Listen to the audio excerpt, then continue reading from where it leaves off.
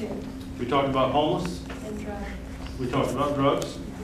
We talked about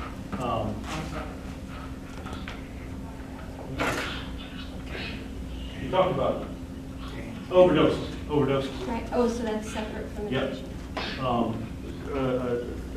Diversity, recruitment and retention. What's the other one? Public trust. Have to have the community respect this department. So we're going to spend 2 minutes to tell you a couple things we've done to try to fix that. I want the community, so when we talk about being open, transparent, when I got here, an officer who uses force, and that's anything other than, ma'am, you know, stand up, put your hands behind your back, handcuff you, we're good. No problem. But if you stand up and we start fighting, you take off running, I'm chasing you, we roll down the hill, I'm macing you, I'm using my taser, I'm using my axe, we're going fisticuffs, you're kicking me, we're at it. That's what we call use of force. In policy, but I got to do a report on that, right? So that use of force would come to me as a chief. I would in policy, out of policy, or something else, and I would sign off on it. I don't think that's the best way to do things. 1985, that made sense, maybe, but I don't think that's the best way now. Not the way communications are, cell phones and all that. So I started a use of force review board. Not an oversight, but a review board, where I have an officer, a sergeant, a lieutenant, a captain, internal affairs, someone from our training division instructs officers, teaches them. What do we practice? What are we teaching officers? And then 2 other people. Any idea who they might be? Citizens. Citizens of this community that come in. Most officers have a body-worn camera that wear it in the center of their chest, somewhere with their glasses or hat, or on their lapel. So we do it once a month. So we just did April. So we met in April. They met yesterday, and they watched all the use of force incidents that happened in March, right? I think there was 8 or 10. And we showed the body, we put the footage right up on the wall. I don't edit it, I don't cut it, I show it to you. You see it all. You see citizens spit on officers, fight officers, call officers names, throw things at officers, the worst. You know what else you see? You see officers do things they shouldn't do, and you see officers say things they shouldn't say. Just be open, right? And they vote. In policy, out of policy, or in policy, but maybe some training issues. So, my friend here, who I like to pick on and give a hard time, he drinks every Friday night. Every Friday night, sergeant and lieutenant go to his house, he gets wild, crazy drunk, and they got to fight him. And we look at his body-worn camera, and the stuff they do is in policy. But it's a use of force, but it's in policy, right? But maybe, we also know that he seems to, when women talk to him, he's calmer. So maybe in our computer system, when I send officers to his house every Friday, I send a female. Maybe he acts a little different. So in policy, but here's a training issue we can do. The only 2 times I don't show things to civilians is if it's excessive force. So let's go back. We go Friday, he's drinking, myself, the sergeant, lieutenant, we arrest him, and then 3 or 4 more other officers come over and we just start wailing on him and beating him. That's excessive force. That's criminal. That gets sent to the Commonwealth Attorney's Office, the State Forensics Lab in Norfolk, our Forensics Division, and our Internal Affairs Division. That's a criminal case, and the Commonwealth Attorney makes that decision. The other is a police-involved shooting. In Newport News, just like in most cities, anytime we use deadly force, it's considered a criminal act until proven it's not, right?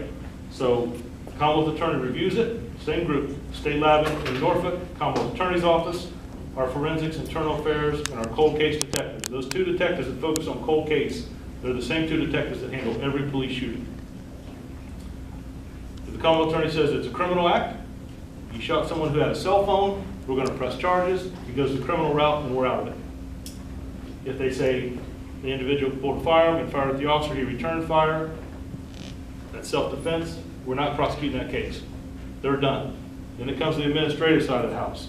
Internal affairs. Did the officer do everything that they should have done inside our policies and procedures, right? Did they follow the protocol?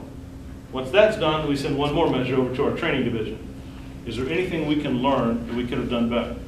We know this individual has firearms. We go to his house every Friday. We sent 1 officer. There was a confrontation. Gunfire was exchanged. Maybe we send 2 or 3 officers. Maybe when we have to address him, we kind of sit back and don't have to go up to the front door and call him outside instead of knocking on his door and get him, what can we do different tactically? So there's 3 phases that we put in place here. The other thing is when we do promotions. When I got here, if she wanted to be promoted, you would sit before me, we'd have a discussion, and I'd make a decision. I'm going to promote you, I'm not going to promote you. I don't think that's the best way to do things. So I had to promote a new, I don't know if anybody knew Joe Moore. Anybody know Joe Moore? So Joe Moore retired January 1. Yeah. And I had to chief. Yep, I had to promote an assistant chief, I had to promote a new captain, I promoted 2 lieutenants and 3 sergeants, right? I don't like doing that just myself. So I have one of the assistant chiefs, and who else? Anybody? People from the community. So for the assistant chief's position, I use the head of the NAACP here in Newport News, Pastor Maxwell, and I use Karen Wilds, who oversees the housing authority. They helped me pick the next assistant chief in this department. For captains, myself, Chief Randall, and who do we have? Angel Nelson, executive director of the Boys and Girls Club. For the sergeants and lieutenants, Chief Grinstead worked with me, and we used the new director over the public libraries, Sonia Antone, and who else did I use? Pastor Rita Twiggs. I don't know if anybody knows her.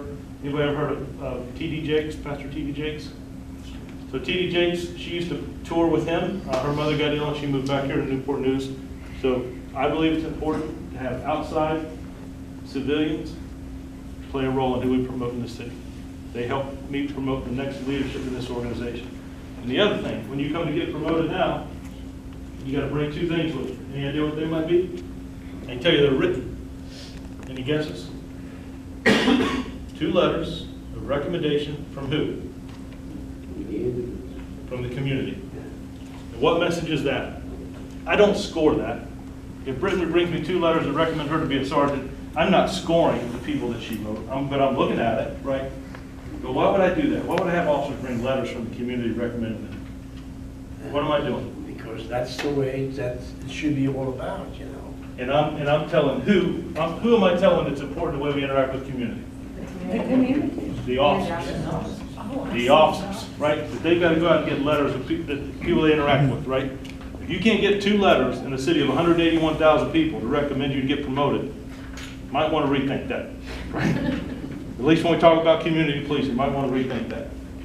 The good ones come in with a stack of 5 or 6. Church, people in the community, people that I used to work with, retired officers that I used to work with, Civic Groups Association. Think about it. Showing me that the community is important. The other thing, anything that you see me do, any promotion ceremony, any award ceremony, any police graduation, anything that we do formally, Kelly, what do we have now? Every time. I don't even have to ask for it. She comes up and tells me. I've got soundscapes. I got the youth choir. I got this group over here that's going to sing. I got a young man, 10 years old, that can play the violin. Every time we have something, a graduation, a promotion, award ceremony, what are we using? Kids in the community. Kids in the community. Why am I doing that? 2 reasons. Maybe 3. Why would I do that? I want to show youth that I care about them. They're important to me. I want to show the community that I care about our youth. And what's the 3rd reason? Who else am I sending a message to? The youth themselves. The youth, but there's still one other group. Brittany and Eric, Lieutenant Hires. I want the men and women who wear this uniform to know that's where our focus is. That youth are important. The community is important. That message, it resonates, right? It resonates. And we learn as much from you all. I learned as much from when I talked to those kids at the school. Where were we at? Warwick 2 days ago? 3 days ago? Mitchell today? How about this question? I asked the kids, why do students fight in schools? I would have thought maybe gang violence, neighborhood beefs, social media. Why do you fight in schools? Nobody would answer. A 15-year-old girl wrote it on an index card and read it out. Anybody guess why students fight in schools? Do you know already? Yeah, I already know. I've heard it. This time of year, they fight over the girls. Over the girls? Anybody else? Why do they fight in schools? You know what this 15-year-old girl told me? What'd she say? She said it's safer to fight there because they'll be stopped from going too far. The principals, the security officers, the teachers, and the SROs will break it up at school. The fights last a short amount of time because people break it up. We're afraid we don't know what's going to happen when we fight in our neighborhoods or we fight after school. I would have never, he left his, I would have never guessed that. I would have never thought that, ever. But for that girl to say that, That's impressive to me. I would have never looked at it that way. So those type things, I learned, we learned. We learned from each other. All right? We good? Thank you. Thank you all for taking time to be here with me tonight. I appreciate it. You guys are the best. Thank you very much. You do okay?